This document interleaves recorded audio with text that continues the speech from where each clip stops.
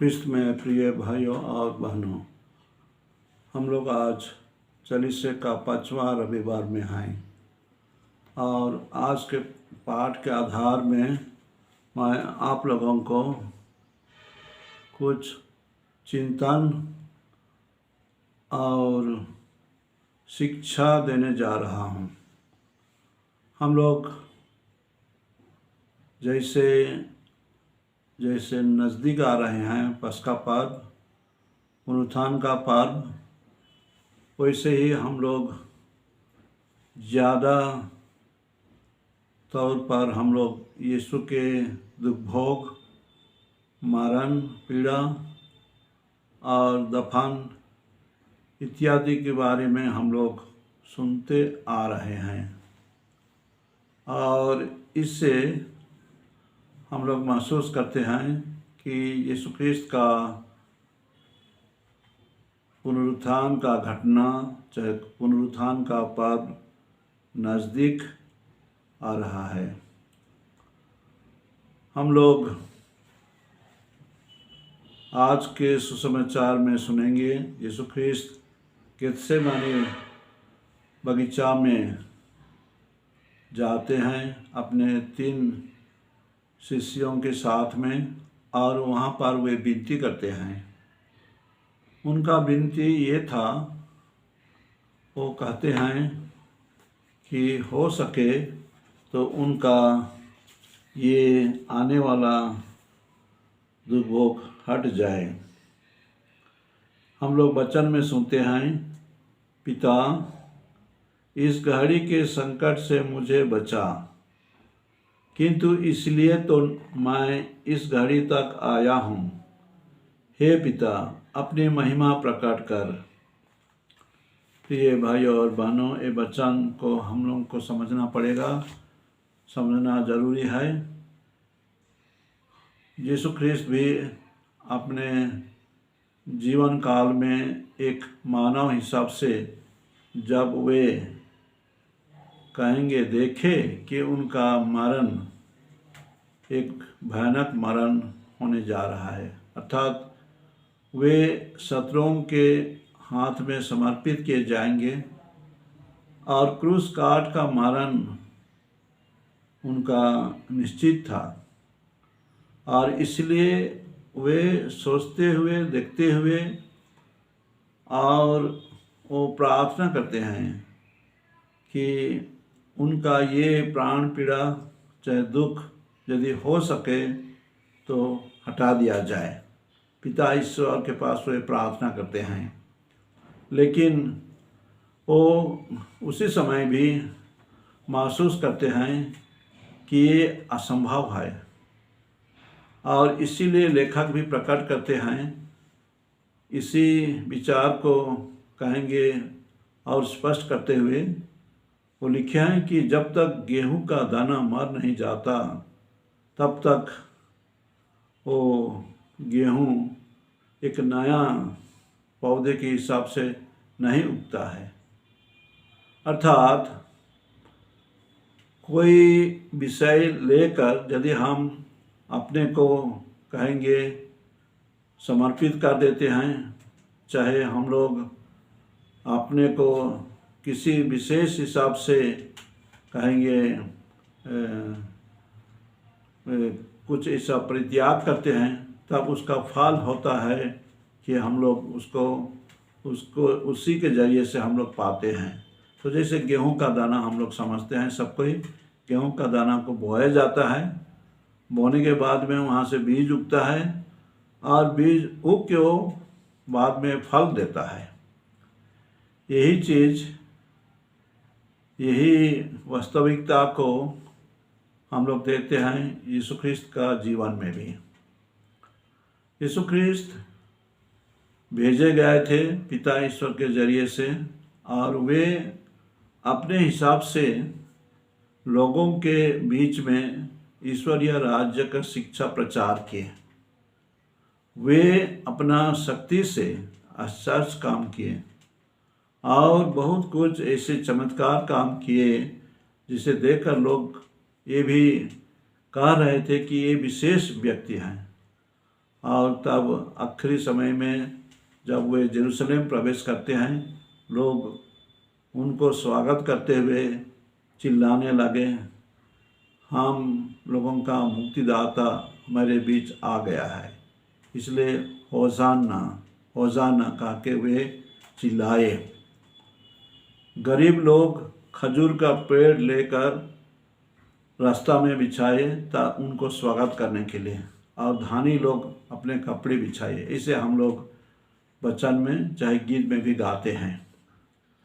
मसीहा का चाहे यीशु ख्रिस्त का आगमन यरूशलेम में एक खुशी का समय था, लेकिन उसी खुशी का समय बाद में हम लोग देखते हैं गेत्सेमने बारी में वे अपना दुख कष्ट को प्रकट करते हैं, और वे कुछ हिसाब से कुछ हद तक वे विचलित हो जाते हैं, डिस्टर्ब हो जाते हैं, लेकिन वो सोचते हैं कि उनका मिशन, उनका काम लोगों का प्यार के लिए, लोगों के लिए है।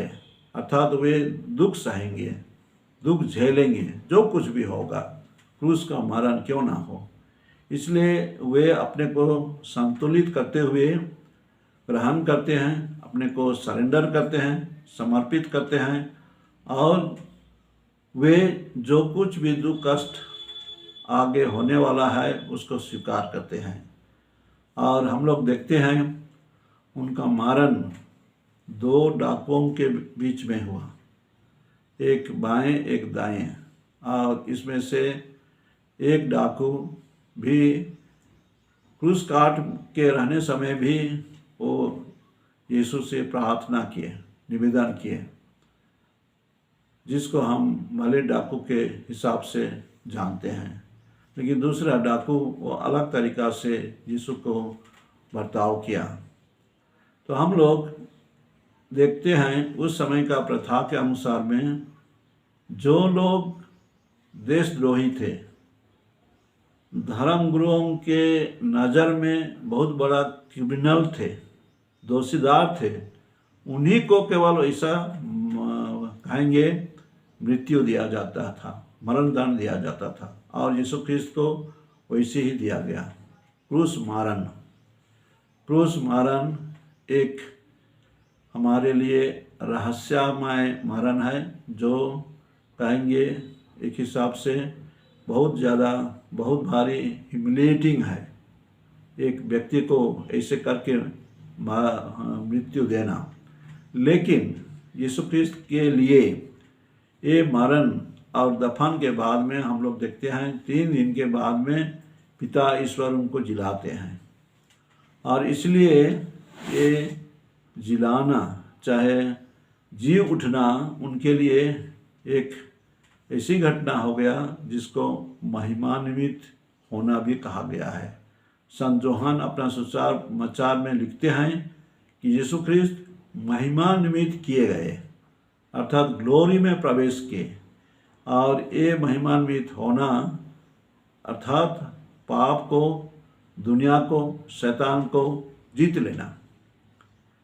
और ऐसे ही वे जब पुनर्जीवित हुए, शिष्य लोग, जो लोग हताश निराश हो गए थे, वे आश्वासन पाए कि उनका गुरु, उनका मालिक जिसके साथ में वे रहते थे, वे मर गए थे लेकिन जी उठे हैं, और उसी से वो लोग शक्ति बाल पाते हैं उनके बारे में घोषणा करने के लिए, शिक्षा देने के लिए।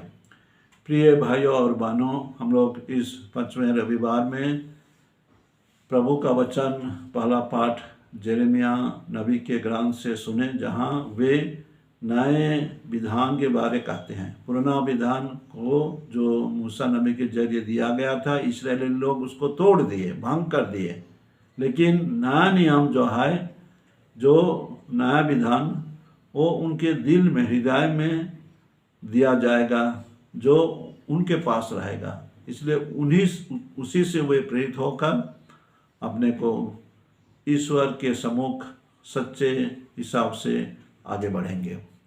हम लोग दूसरे पाठ में सुने मेलकीसेदेक के बारे में। मेलकीसेदेक पुराना नियम में एक महापुरोहित का प्रतीक है, वैसे ही यीशु ख्रिस्त भी पुनरुत्थान के बाद में और पुनरुत्थान के पहले भी एक महापुरोहित के हिसाब से अपने को समर्पित किए, बलिदान चढ़ाए। इसलिए यीशु ख्रिस्त का तुलना मेलकीसेदेक के साथ में किया गया है। आज सुसमाचार में हम लोग सुने, अपने शिष्यों के साथ में गेत्सेमानी बारी में जाना, प्राण पीड़ा सहना, दुख सहना, इसी के माध्यम से वे महिमा में प्रवेश किए। और आज हम लोग 5वें रविवार में हम लोग उनका प्राण पीड़ा, सफरिंग, डेथ के बारे में ध्यान देते हैं। और ये उनको ऐसे करना पड़ा, चाहे इसे के माध्यम से वे हमारे लिए पाप के लिए कहेंगे, हमारे पाप के लिए वे ऐसे दंड भोगे। हम लोग अपने जीवन में महसूस किए हैं कि कोई भी चीज़ को हम लोग हासिल करने के लिए जो कष्ट है उसी के जरिए से जाते हैं। जैसे साधारण एग्जाम्पल, चाहे साधारण हम लोग नमूना लेंगे, हम लोग परीक्षा में पास होने के लिए सभी छात्र छात्राओं को पढ़ना पड़ता है, मेहनत करना पड़ता है, उसी के बाद में वे परीक्षा में सफलता पाते हैं। वैसे ही कुछ समझेंगे तो जीवन ऐसे है कि मरण और दुर्भोग के जरिए से यीशु ख्रिस्त हम लोगों को मुक्ति दिए। और ये मुक्ति देना, चाहे पुनरुत्थित होके अपने को सबूत करना, अपने को साबित करना कि वे ईश्वर से भेजे हुए वही व्यक्ति हैं, मुक्तिदाता हैं, जिसको ईश्वर प्रतिज्ञा किए थे। तो आज हम लोग इस रविवार के दिन में, 5वें रविवार में, चालीसा के समय में चले हम लोग अपने को तैयारी करेंगे उस घटना के लिए जो हमारे लिए विश्वास का जीवन में बहुत बड़ा घटना है, पुनर्जीवित का घटना, पुनरुत्थान, जिसको वे संकेत दिए थे लाजरुस को जिलाकर। ये कहे थे, मैं ही जीवन और पुनरुत्थान हूँ, जो मुझ में विश्वास करेगा वो मरने पर भी जीवित रहेगा। हम लोग सब इस वचन को विश्वास करते हैं और हम लोग इसीलिए आज उसी विश्वास में एकत्र हुए हैं उनकी आराधना करने और उनके बारे में ध्यान करने। तो आज हम वही यीशु ख्रिस्त से प्रार्थना करते हैं कि वे हम सबों को ये वरदान दे कि हम अपने जीवन में पछतावा करके अपने जीवन को हम ईश्वरीय तरीक़ा से आगे बढ़ाएं, विश्वास और प्रेम का जीवन में मजबूत रहें और हमें आज ईश्वर का आशीर्वाद मिले। आमीन।